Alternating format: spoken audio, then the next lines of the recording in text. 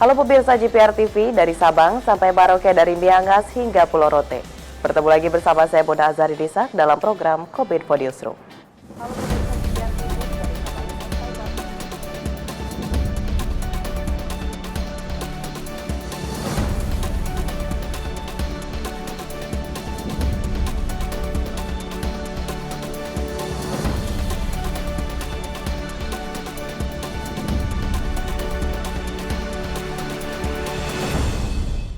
Pemirsa, kita ke informasi pertama, bertepat dengan peringatan Hari Sumpah Pemuda tahun 2022. Presiden Republik Indonesia Joko Widodo meluncurkan platform digital berbasis interaksi sosial di dunia virtual bernama Jagat Nusantara. Jagat Nusantara akan menjadi peluang dan kesempatan untuk berbagi ilmu dan bertemu dengan orang-orang hebat dari seluruh penjuru Indonesia, bahkan dunia.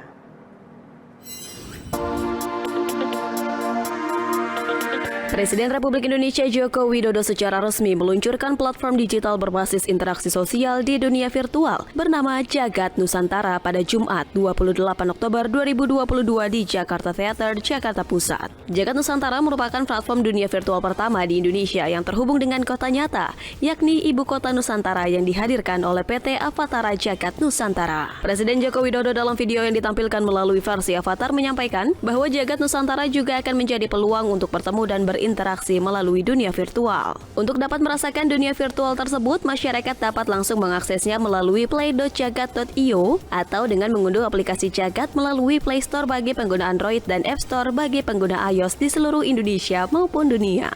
Lebih lanjut, Presiden juga mengajak kepada seluruh anak muda untuk bersatu dan mendukung pembangunan Ibu Kota Nusantara, salah satunya melalui platform digital Jagat Nusantara. Masa depan kita dimulai dari sini. Selamat datang di Ibu Kota Nusantara. Di sini kita dapat berkumpul, berkreasi, bersosialisasi dengan saudara-saudara kita. Menjadi peluang dan kesempatan untuk berbagi ilmu dan bertemu dengan orang-orang hebat dari seluruh penjuru Indonesia bahkan di dunia. Dan juga kesempatan untuk memperkenalkan produk-produk kebanggaan Indonesia secara global. Para seniman tanah air juga dapat berkreasi dan menikmati hasilnya, seperti konser musik.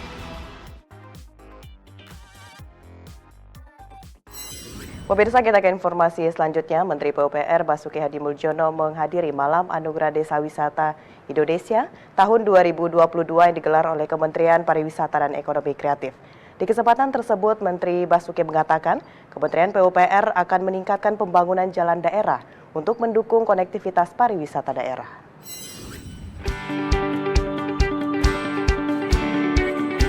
Perkembangan desa wisata di Indonesia saat ini menjadi salah satu hal yang dapat membantu perekonomian masyarakat. Hal tersebut dapat dilihat dengan semakin banyaknya desa wisata yang ada di Indonesia, yakni mencapai 3.500 desa wisata.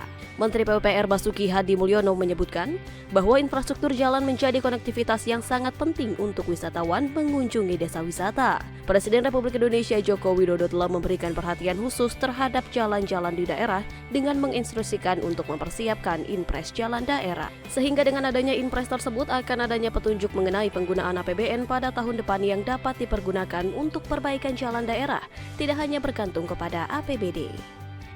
Kebijakan penggunaan APBN untuk memperbaiki jalan daerah tersebut merupakan tindak lanjut dari Undang-Undang Nomor 2 Tahun 2022 tentang perubahan kedua atas Undang-Undang Nomor 38 Tahun 2004, yakni jalan yang disahkan pada 1 Januari 2022.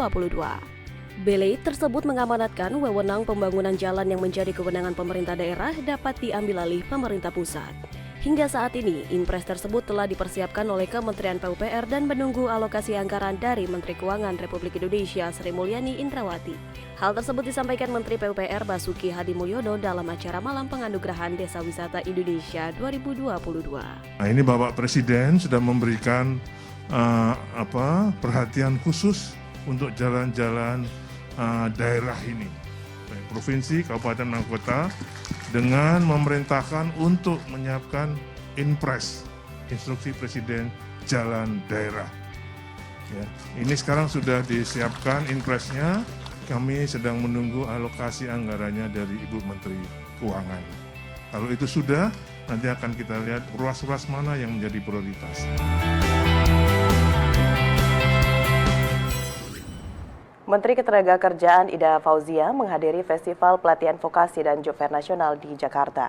Festival yang berlangsung 28 sampai dengan 30 Oktober 2022 ini merupakan puncak dari acara Bulan Pelatihan Vokasi Nasional yang bertujuan untuk menjawab tantangan ketenagakerjaan yang semakin kompleks.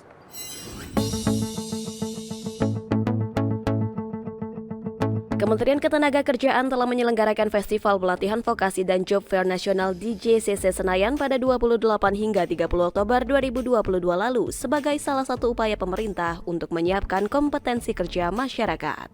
Menteri Ketenagakerjaan Republik Indonesia Ida Fauziah menyebut, Festival Pelatihan Vokasi dan Job Fair Nasional dikunjungi secara langsung oleh lebih dari 100.000 orang masyarakat yang terdiri atas alumnus pendidikan dan pelatihan vokasi, mahasiswa, instruktur, dosen dan guru, praktisi pelatihan, asosiasi profesi atau asosiasi industri, pemerhati pendidikan vokasi dan pelatihan vokasi, serta masyarakat umum.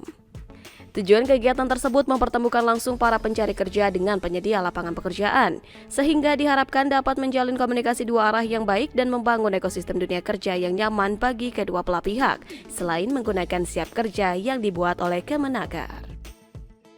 21.000 lowongan pekerjaan yang melibatkan 172 perusahaan, ada 940 jabatan, termasuk lowongan kerja di luar negeri.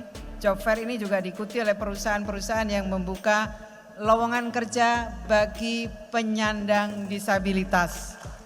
Selain itu, dalam booth siap kerja telah disanakan pelayanan langsung berupa job counseling, pendaftaran pelatihan dan pemagangan, pelayanan peningkatan produktivitas, pelayanan penempatan tenaga kerja, pelayanan tenaga kerja mandiri, pelayanan jaminan sosial tenaga kerja, pelayanan keselamatan dan kesehatan kerja, serta pelayanan sertifikasi kompetensi.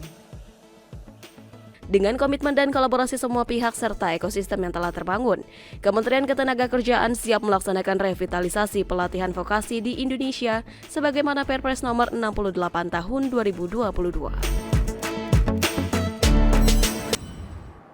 Di kesempatan yang sama pemirsa, Menteri Perekonomian Erlangga Hartarto mengatakan pelatihan vokasi merupakan solusi untuk melakukan percepatan pemenuhan kebutuhan tenaga kerja terampil yang akan memegang peranan penting untuk kemajuan bangsa di masa depan.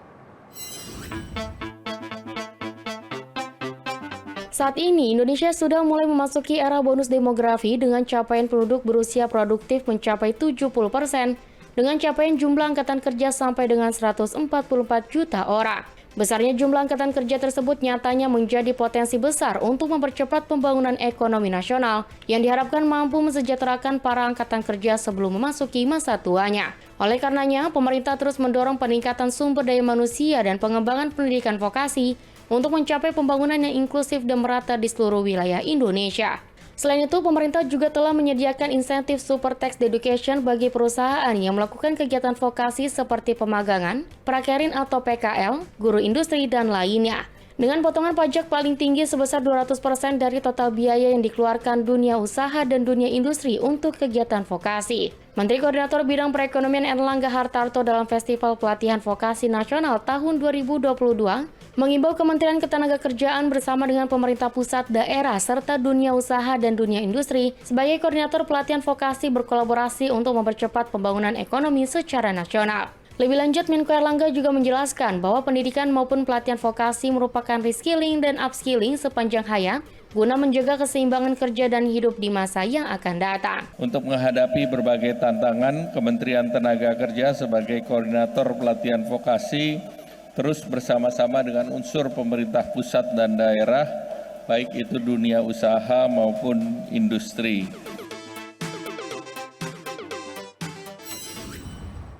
Pemirsa, setelah jeda pariwara, kami akan kembali dengan berbagai informasi lainnya. Tetaplah di Kominfo Newsroom.